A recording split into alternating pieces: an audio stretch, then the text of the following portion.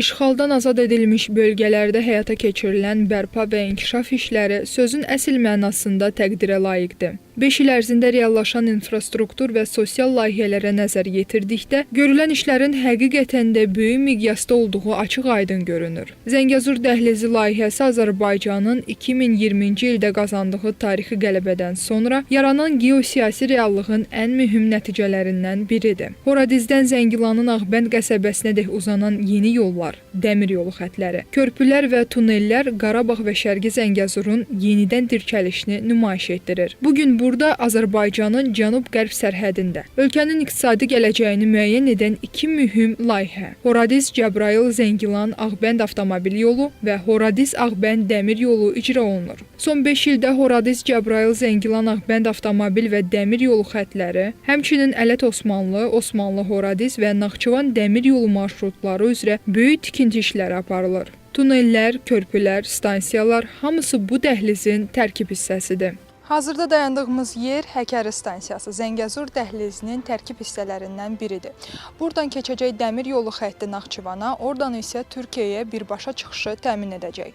Bu təkcə nəqliyyat layihəsi deyil, həm də Azərbaycanın iqtisadi və strateji əlaqələrində mühüm bir mərhələnin başlanğıcıdır.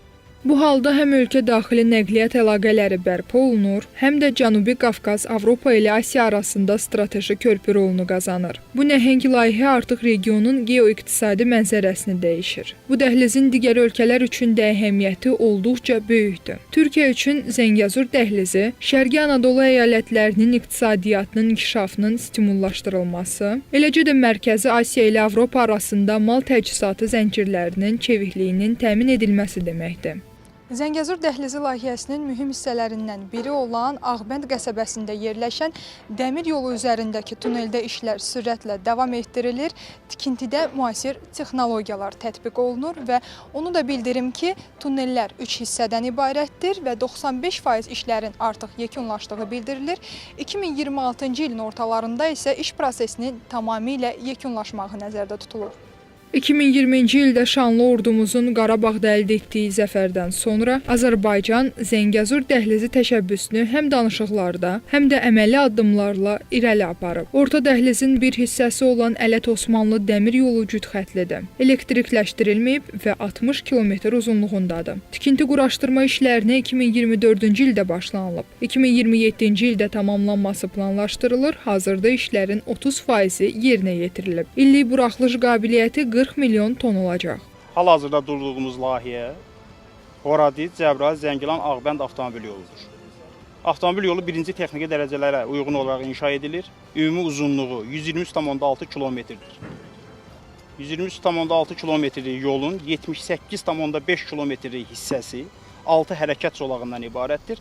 45,1 kilometrlik hissəsi isə 4 hərəkət zolağından ibarətdir.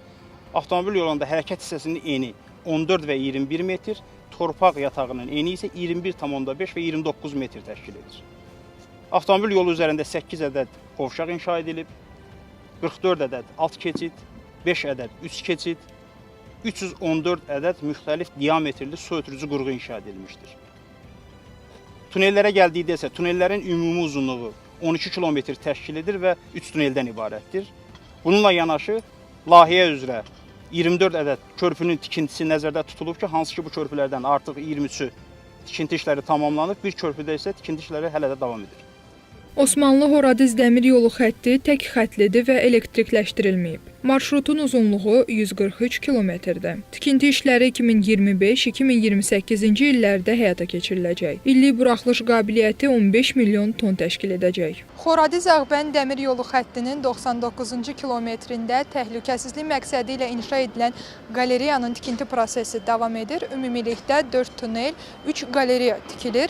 Bu mühəndis qurğuları həm təhlükəsizliyi, həm də infrastrukturun uzun ömürlülüyünü təmin etməyə xidmət edir. Ümumilikdə isə tunellərdə 71% işlərin başa çatdığı bildirilir. Horadiz-Ağbənd dəmir yolu xətti tək xətlidir və elektrikləşdirilməyib. Horadiz-Ağbənd dəmir yolu xəttinin tikintisi 2020-ci ildə qoyulmuşdur. Ox üzrə uzunluğu 110,4 km, yan yollarla birlikdə isə 140,6 km-dir. Layihə çərçivəsində 9 stansiyanın, 40 körpünün, 22 ədəd avtomobil keçidinin, 4 ədəd tunelin, 3 ədəd qaleriyanın və ümumilikdə 600-ə yaxın mühəndis qurğularının tikintisi həyata keçirilir. Tikinti quraşdırma işləri 3 mərhələdə aparılır.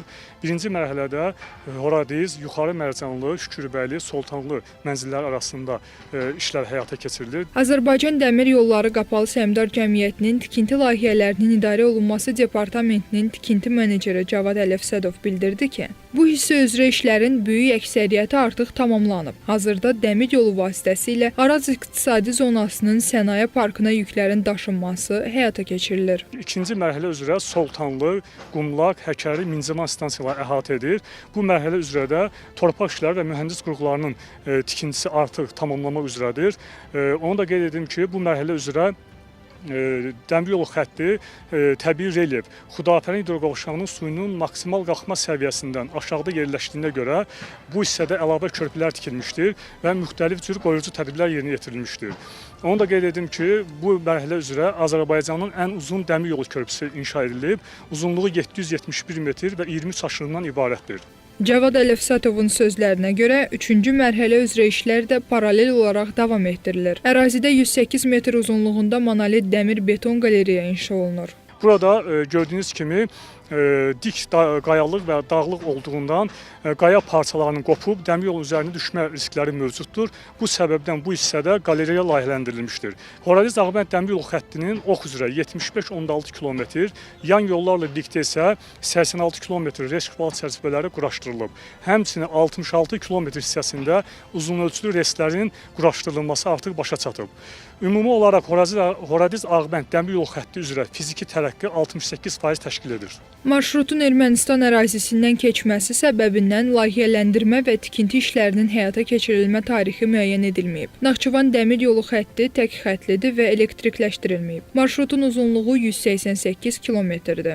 Layihələndirmə prosesi aparılır və onun 2025-ci ildə tamamlanması nəzərdə tutulur. Tikinti işlərinə 2025-ci ildə başlanılacaq və 2028-ci ildə yekunlaşdırılacaq. İllik buraxılış qabiliyyəti 15 milyon ton təşkil edəcək. Uzunluğu 123,6 km-dir. Zəngəzur dəhlizi layihəsinin ümumi uzunluğu 149,9 km təşkil edir ki, bunun 123,6 km-i əsas yoldur. Yolun texniki dərəcəsi 1B-dir. Bu da yüksək sürətli və təhlükəsiz hərəkətə imkan yaradır. Dəhlizin Azərbaycan ərazisi üzrə işlərinin gələn il ərzində tamamlanması nəzərdə tutulur. Zəngəzur dəhlizinin inkişaf etdirilməsi ilə orta dəhlizlə əlavə 15 milyon ton yük daşınacaq. Azərbaycan Prezidenti İlham Əliyev Zəngəzur dəhlizinin açılmasının 2028-ci ilin sonuna dək baş verə biləcəyini qeyd edib. Zəngəzur dəhlizi beynəlxalq sülh və rifah naminə Tramp marşrutu kimi də adlandırılır. Amerika Birləşmiş Ştatlarının vasitəçiliyi ilə regionda imzalanan son sənədlər, sülh və əməkdaşlıq istiqamətində atılan addımlar bu layihəyə siyasi dəstək qazandırıb. Əgər bütün planlar uğurla həyata keçsə, Zəngəzur dəhlizi yaxın illərdə Avrasiyanın ən mühüm nəqliyyat arteriyalarından birinə çevriləcək. Bu isə regionda iqtisadi inteqrasiyanın, ticarətin və sabitliyin artması deməkdir. Azərbaycan bu prosesi həm diplomatik masada, həm də tikinti meydanında eyni qətiyyətlə aparır. Və görünür ki, çox da uzaq olmayan gələcəkdə Zəngəzur dəhlizi təkcə xəritədə deyil, reallıqda da Cənubi Qafqazı birləşdirən yeni yol olacaq. Aygün Carçıyeva, Əsgər İbrahimov, APTV.